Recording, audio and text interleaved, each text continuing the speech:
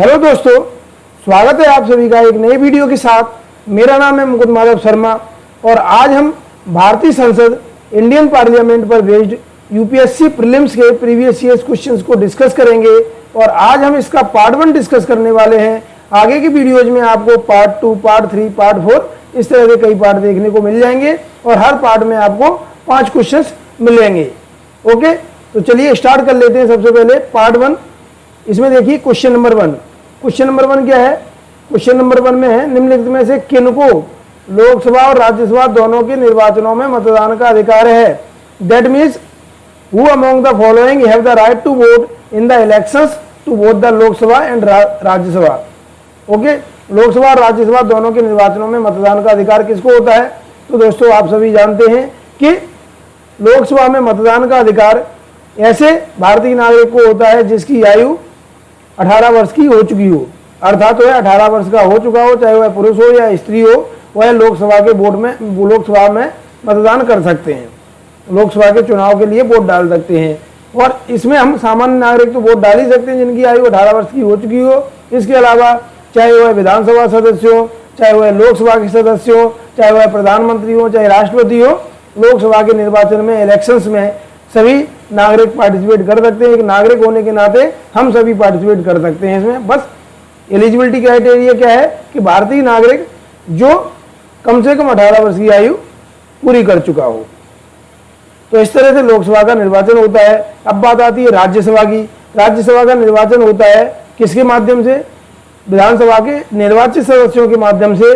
विधानसभा के निर्वाचित सदस्य जब वोट डालते हैं राज्यसभा के सदस्यों के चुनाव के लिए, तो राज्यसभा में हम जनप्रतिनिधियों को वह चुनकर भेजते हैं। तो अब बात आती है कॉमन कि लोकसभा और राज्यसभा दोनों के निर्वाचन में भाग लेने का, मतदान करने का अधिकार किसको है? तो दोस्तों इसमें मैं आपको बताना चाहूंगा, चूंकि राज्यसभा का निर्वाचन राज्य विधानमंडल के निम्न सदन या राज्य विधानसभा के निर्वाचित सदस्यों के माध्यम से होता है, तो इसलिए क्या होता है, राज्य विधानमंडल के निम्न सदन के जो निर्वाचित सदस्य होंगे, आंसर डी हो जाएगा। क्योंकि ये जो राज्य विधानसभा के जो निर्वाचित सदस्य होते हैं या राज्य विधानमंडल के निम्न सदन के जो निर्वाचित सदस्य होते हैं, वह लोकसभा में भी वोट डाल सकते हैं और राज्यसभा में भी जनप्रतिनिधियों का चुनाव कर सकते हैं। क्योंकि राज्यसभा क्या होती है? राज्यसभा राज्यों का प्रतिनिधित्व सुनिश्चित करती है, इसलिए राज्यों के हितों का प्रतिनिधित्व भी सुनिश्चित करती है। और इसका निर्वाचन किसके माध्यम से होगा? राज्य विधानमंडल के निम्न सदन के निर्वाचित सदस्यों से। और राज्य विधानमंडल के जो निम्न सदन के निर्वाचित सदस्य हैं वह तो लोकसभा में भी वोट डाल सकते हैं। तो इस तरह से आंसर क्या हो जाएगा? इसका आंसर हो जाएगा इसका डी। आंसर क्लियरली डी हो जाएगा। इस तरह से हमने देखा कि दोनों लोकसभा और राज्यसभा के दोनों के निर्वाचन में मतदान का अधिकार आखिरकार किसको होता है। क्वेश्चन नंबर 2 देखिए, which one of the following is a part of the electoral college for the president but not the forum for his impeachment? निम्नलिखित में से कौन सा भारत के राष्ट्रपति के निर्वाचन मंडल या निर्वाचक गण का तो भाग है परंतु उसके महाभियोग अधिकरण का भाग नहीं है? दैट मीन्स इलेक्टोरल कॉलेज का तो पार्ट है लेकिन इम्पीचमेंट के फोरम के लिए वह कार्य नहीं करता है। तो इसका आंसर क्या होना चाहिए? तो सबसे पहले हम देख लेते हैं प्रेसिडेंट के इलेक्टोरल कॉलेज का। आर्टिकल 54 ऑफ इंडियन कॉन्स्टिट्यूशन में प्रोविजन है प्रेसिडेंट ऑफ इंडिया के इलेक्टोरल कॉलेज के लिए। और इस इलेक्टोरल कॉलेज में कौन होता है? पार्लियामेंट के दोनों सदनों के निर्वाचित सदस्य और राज्य विधानसभाओं के निर्वाचित सदस्य राष्ट्रपति के निर्वाचन मंडल का पार्ट होते हैं। और 70वें संविधान संशोधन अधिनियम 1992 के माध्यम से क्या प्रोविजन किया गया? उसके माध्यम से प्रावधान किया गया कि अब दिल्ली और पुडुचेरी की जो विधानसभाएं हैं उसके जो निर्वाचित सदस्य हैं वह भी राष्ट्रपति के निर्वाचन मंडल का पार्ट होंगे। ओके, क्लियर हो गया राष्ट्रपति का निर्वाचन मंडल। अब बात आती है इम्पीचमेंट की। तो राष्ट्रपति को इम्पीचमेंट किस आधार पर किया जा सकता है? राष्ट्रपति को हटाया जा सकता है संविधान के अतिक्रमण के आधार पर। इसका प्रावधान किसमें है? आर्टिकल 56 में संविधान के अतिक्रमण के आधार पर राष्ट्रपति को हटाया जाएगा। दैट मीन्स हटाए जाने का आधार है। लेकिन आर्टिकल 61 में इम्पीचमेंट की प्रोसेस है, महाभियोग की प्रक्रिया है जिसके माध्यम से हटाया जाएगा। तो यहां से क्लियर हो गया, आर्टिकल 56 में संविधान के अतिक्रमण के आधार पर राष्ट्रपति को हटाया जाएगा, यह प्रावधान है। और आर्टिकल 61 में कैसे हटाया जाएगा, महाभियोग की प्रक्रिया क्या होगी, वह उल्लेख आर्टिकल 61 में है। तो यहाँ पे हम देख लेते हैं इम्पीचमेंट में कौन पार्टिसिपेट करता है? संसद के दोनों सदन संसद के दोनों सदन के सदस्य इसमें पार्टिसिपेट करते हैं इम्पीचमेंट में, चाहे वो इलेक्टेड मेंबर हो या फिर नॉमिनेटेड मेंबर हो। तो लोकसभा और राज्यसभा के माध्यम से ही इम्पीचमेंट होता है, राज्य की विधानसभाओं का कोई रोल नहीं होता है। और इसके अलावा मैं आपको बताना चाहूंगा कि जो स्टेट लेजिस्लेटिव काउंसिल्स होती हैं वह ना तो इम्पीचमेंट में पार्टिसिपेट करती हैं और ना ही निर्वाचन मंडल का भाग होती हैं। तो ये सी तो स्पष्ट रूप से गलत हो गया। और ए और बी इसमें क्यों गलत हो गया? क्योंकि इसमें ये पूछा गया है कि which one of the following is a part of the electoral college. Electoral college का तो पार्ट होती है लेकिन इम्पीचमेंट का फॉरम नहीं होती है। तो लोकसभा और राज्यसभा क्या होती है? इम्पीचमेंट का एक तरह से इम्पीचमेंट के भाग के रूप में, इम्पीचमेंट की प्रक्रिया में एक तरह से लोकसभा और राज्यसभा पार्टिसिपेट करते हैं। तो यहाँ पे क्या हो गया? नॉट, यहाँ पे नॉट है इसलिए ये गलत हो गया और ये भी गलत हो गया। और सी गलत क्यों हो गया? क्योंकि स्टेट लेजिस्लेटिव काउंसिल्स का कोई पार्टिसिपेशन नहीं होता राष्ट्रपति के निर्वाचन मंडल में और इम्पीचमेंट के फोरम में भी इनका कोई पार्टिसिपेशन नहीं होता है। अब बात आती है स्टेट लेजिस्लेटिव असेंबली। तो स्टेट लेजिस्लेटिव असेंबली जैसा कि हमने देखा आर्टिकल 54 में, उसके निर्वाचन मंडल का भी पार्ट होती है और इसके अलावा इम्पीचमेंट के पार्ट नहीं होती है। फोरम होता है किसका? इलेक्टोरल कॉलेज का पार्ट होती है, लेकिन फोरम नहीं होती है इम्पीचमेंट। इम्पीचमेंट के लिए ये फोरम का कार्य नहीं करती है, महाभियोग अधिकरण का भाग नहीं होती है। इस तरह से आंसर क्या हो गया? स्पष्ट रूप से आंसर हो जाएगा इसका डी। आंसर स्पष्ट रूप से इसका हो जाएगा डी। तो अब हम देख लेते हैं next question, question number 3। Question number 3 को देख लेते हैं। क्वेश्चन नंबर 3 है, निम्नलिखित में से किसका भारत के संविधान में तो स्पष्ट उल्लेख नहीं है पर परिपाटी के रूप में पालन किया जाता है? दैट मीन्स इसमें दो कंडीशन फुलफिल होना चाहिए क्वेश्चन के किसी स्टेटमेंट पे, वही स्टेटमेंट जो है आंसर हो जाएगा। दो कंडीशन जिसमें फुलफिल करेंगी। एक तो भारत के संविधान में इसका स्पष्ट उल्लेख नहीं होना चाहिए इन तीन स्टेटमेंट में से जिसमें एक कंडीशन लागू हो जाए। दूसरा परिपाटी के रूप में पालन किया जाए, कन्वेंशन के रूप में या परंपरा के रूप में इसका पालन किया जाए। तो दो स्टेटमेंट, ये दो कंडीशन लागू होना चाहिए। तो पहला स्टेटमेंट, ये स्टेटमेंट देख लेते हैं। The finance minister is to be a member of the lower house. क्या यह शर्त अनिवार्य है? वित्त मंत्री निम्न सदन का सदस्य होना चाहिए? ऐसा तो कुछ नहीं है। ऐसा तो कुछ नहीं है कि वित्त मंत्री निम्न सदन का सदस्य हो या सदस्य होना चाहिए, ऐसा कोई प्रोविजन नहीं है। संविधान में इसका स्पष्ट उल्लेख नहीं है। और दूसरा क्या है? परिपाटी के रूप में पालन नहीं किया जाता है। परिपाटी के रूप में भी इसका पालन नहीं किया जाता है। इसके कई तमाम उदाहरण हम देख सकते हैं इतिहास में। अगर हम देखें, निर्मला सीतारमण जी जो कर्नाटक से राज्यसभा के सदस्य के रूप में चुनकर आई है। और अगर हम बात करें इनसे पहले भी, अभी वर्तमान में कौन है वित्त मंत्री? वर्तमान में निर्मला सीतारमण जी वित्त मंत्री हैं। और उससे पहले भी अगर हम बात करें तो अरुण जेटली जी, वह भी राज्यसभा के सदस्य थे। और उससे पहले भी अगर देखें वित्त मंत्री पी चिदम्बरम जी, वह भी राज्यसभा के सदस्य थे। तो इस तरह से परिपाटी या कन्वेंशन या परंपरा का पालन नहीं किया जाता है। ऐसा कि वह वित्त मंत्री जरूरी नहीं है कि निम्न सदन का ही सदस्य हो, वह राज्यसभा का भी सदस्य हो सकता है, उच्च सदन का सदस्य हो सकता है। तो ये स्टेटमेंट तो स्पष्ट रूप से गलत हो गया। अब आते हैं बी स्टेटमेंट पर। The prime minister has to resign if he loses the majority in the lower house. दोस्तों आपको बताया कि लोअर हाउस क्या होता है? वह होती है लोकसभा। और लोकसभा के प्रति मंत्रिपरिषद का सामूहिक रूप से उत्तरदायी तो होता है। तो यदि प्रधानमंत्री जी के खिलाफ यदि काउंसिल ऑफ मिनिस्टर या सरकार के खिलाफ अविश्वास प्रस्ताव पारित हो जाता है या सरकार विश्वास मत में वह नहीं जीत पाती है, तो ऐसे में क्या होगा? प्रधानमंत्री जी को क्या है? त्याग पत्र दे देना चाहिए, क्योंकि उन्होंने निम्न सदन में बहुमत खो दिया है। ओके, क्लियर है यहाँ से? तो ये स्टेटमेंट बी क्या होगा? बी का क्या है? संविधान में भी उल्लेख है आर्टिकल 75 क्लॉज 3 में, the council of ministers is directly responsible to the lower house of the parliament, that means to Lok Sabha के प्रति सामूहिक उत्तरदायित्व होता है। तो इसका संविधान में भी उल्लेख है और परिपाटी या कन्वेंशन के रूप में भी पालन किया जाता है। तो इसमें क्या होता है कि पहली कंडीशन क्या लिखा हुआ है? Not explicitly stated in the constitution. ये गलत हो गया नॉट की वजह से। कौन सा? ये बी स्टेटमेंट गलत हो गया, क्योंकि prime minister has to resign if he loses the majority of the lower house. इसका संविधान में तो उल्लेख है, जबकि प्रश्न में क्या लिखा हुआ है? नॉट। तो इसलिए क्या हो गया? बी स्टेटमेंट गलत हो गया। और इसके अलावा कन्वेंशन के रूप में भी पालन किया जाता है। तो इस तरह से क्या होगा? स्टेटमेंट तो सही है, लेकिन ये कंडीशन क्वेश्चन के अनुसार क्या है? ये गलत हो जाएगी। ये भी गलत हो गया। अब आते हैं हम नेक्स्ट पर। अब हम देखते हैं सी स्टेटमेंट, मंत्रिपरिषद में भारत के सभी विभागों का प्रतिनिधित्व हो। तो क्या ये स्टेटमेंट सही है?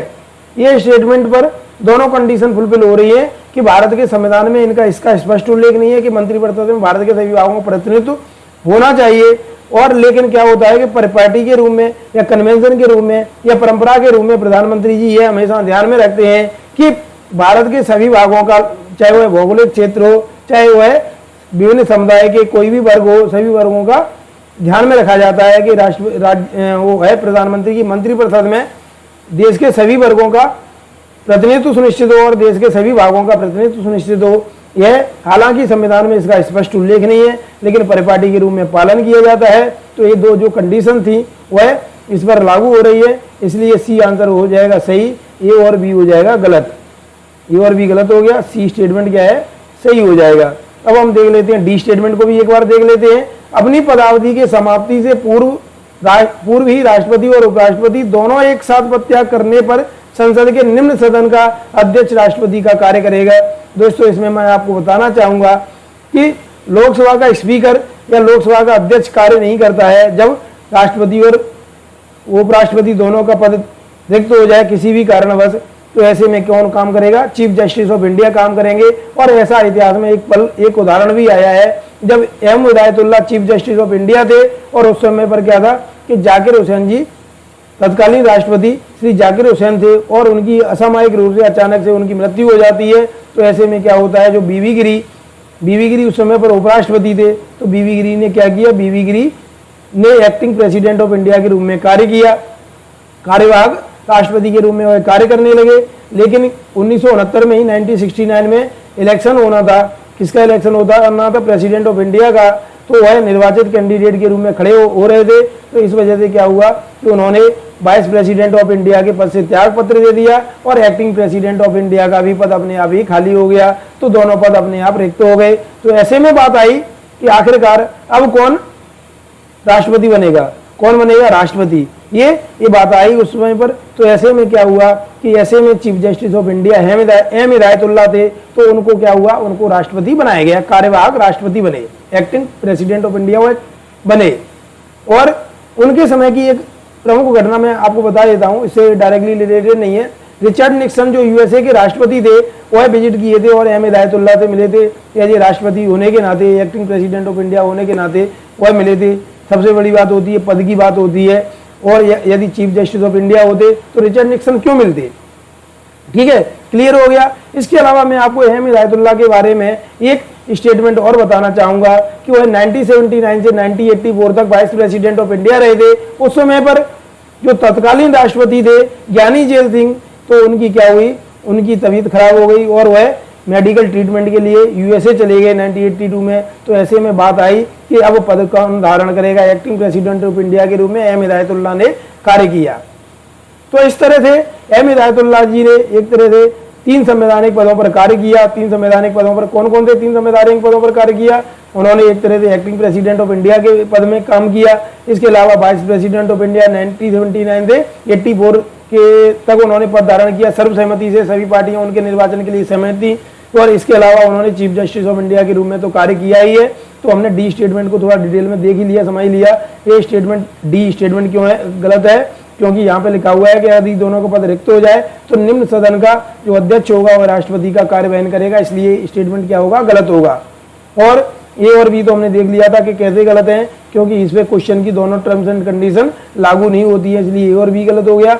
अब बात आई सी की, तो सी स्टेटमेंट सही है, क्योंकि संविधान में स्पष्ट उल्लेख नहीं है, लेकिन मंत्रिपरिषद में भारत के सभी विभागों का प्रतिनिधित्व सुनिश्चित हो, यह परिपाटी या परंपरा अवश्य बन गई है।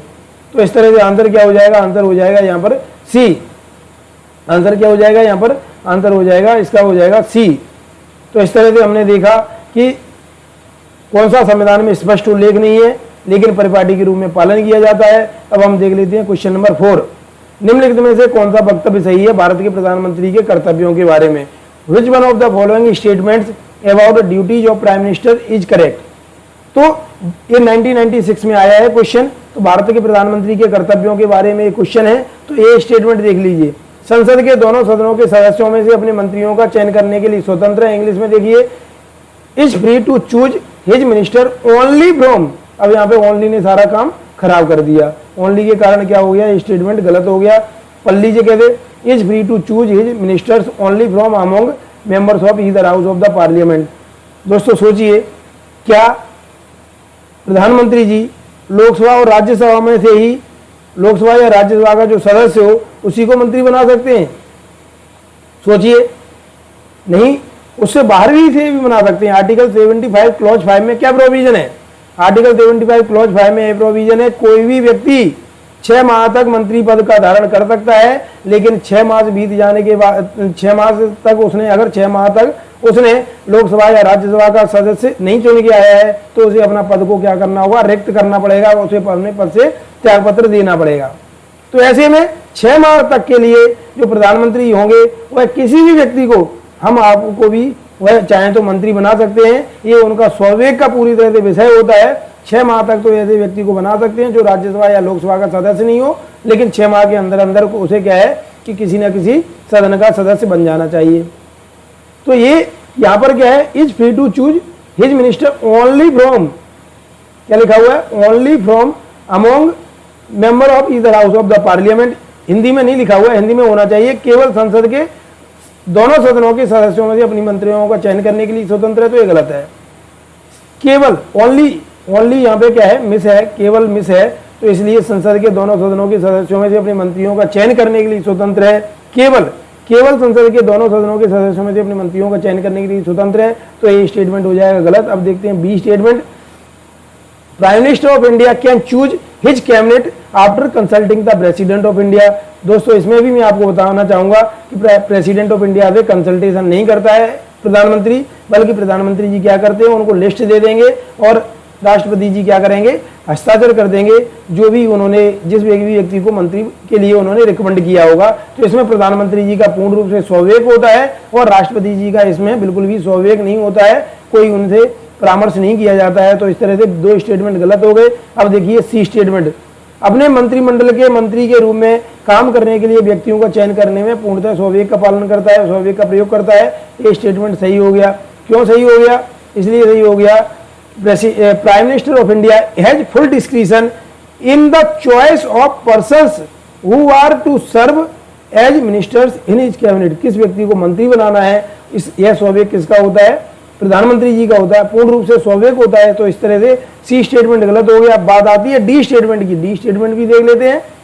भारत का प्रधानमंत्री अपने मंत्रिमंडल के सहयोगियों का चयन करने में सीमित शक्तियां रखता है, तो गलत है। सीमित शक्तियां रखता है और इसमें स्वविवेक भी अच्छा खासा इनका होता है। इसके अलावा क्योंकि स्वविवेक प्रयोग की शक्तियां भारत के राष्ट्रपति में, दोस्तों मैं आपको बताना चाहूंगा हमारे संविधान के अंतर्गत कई स्वविवेक दिए गए हैं राष्ट्रपति जी को, लेकिन यह स्वविवेक मंत्रिमंडल के चयन करने में या किसी व्यक्ति को मंत्री बनाने के संदर्भ में नहीं है, बल्कि यह स्वविवेक किसी अन्य क्षेत्र में है। और इस संबंध में जो स्वविवेक होता है वह प्रधानमंत्री जी का होता है। प्रधानमंत्री चाहे किसी भी व्यक्ति को मंत्री पद बना सकते हैं, और यदि कोई व्यक्ति मंत्री बन भी गया है तो वह ज्यादा जो है ज्यादा फॉर्म में नहीं रह सकता है, क्योंकि प्रधानमंत्री जब चाहे तब रिकमेंड करके हटवा भी सकते हैं। ओके, क्लियर है? तो किसका स्वविवेक हो गया?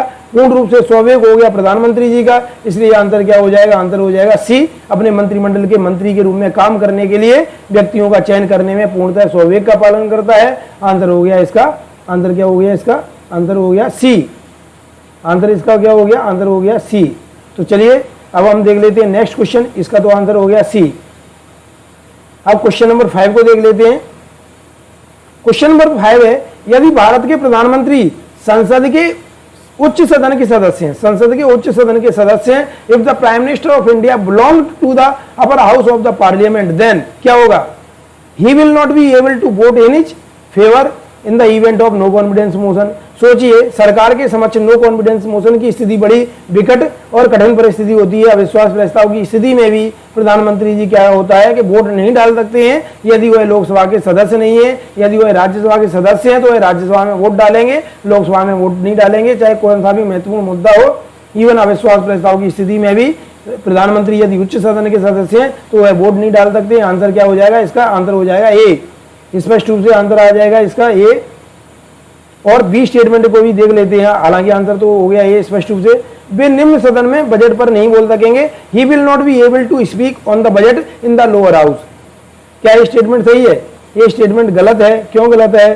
कि वे निम्न सदन पर बजट में नहीं बोल सकेंगे, ये तो गलत है। बजट पर अपना स्टेटमेंट दे सकते हैं प्रधानमंत्री जी। तो सी स्टेटमेंट देखिए, वे केवल उच्च सदन में ही वक्तव्य दे सकते हैं, ये गलत है। क्योंकि कई मुद्दों में लोकसभा में क्या होता है कि बजट का मुद्दा हो या अन्य मुद्दा हो, उसमें अपना स्टेटमेंट दे सकते हैं। ठीक है, तो ये स्टेटमेंट सही हो गया, बी गलत हो गया और सी भी गलत हो गया, क्योंकि लिखा है वे केवल उच्च सदन में वक्तव्य दे सकते हैं, इसलिए ये भी गलत हो गया। क्योंकि उच्च सदन के अलावा लोकसभा या निम्न सदन में भी वह क्या करते हैं, अपना वक्तव्य दे सकते हैं। तो इस तरह से सी स्टेटमेंट क्या हुआ, गलत हो गया। अब देखते लेते हैं डी स्टेटमेंट। उन्हें प्रधानमंत्री पद की शपथ ग्रहण करने के बाद 6 मास के अंदर निम्न सदन का सदस्य बनना पड़ेगा। क्यों बनना पड़ेगा, कोई जरूरी नहीं है।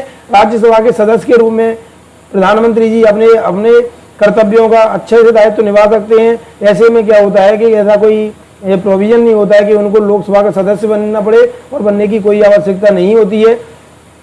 तो उम्मीद करता हूं कि आपको ये वीडियो पसंद आया होगा। तो चलिए मिलते हैं नए वीडियो में एक नए पार्ट के साथ में। उससे पहले उम्मीद करता हूं कि आप मेरे चैनल को लाइक कीजिए, सब्सक्राइब कीजिए और शेयर कीजिए।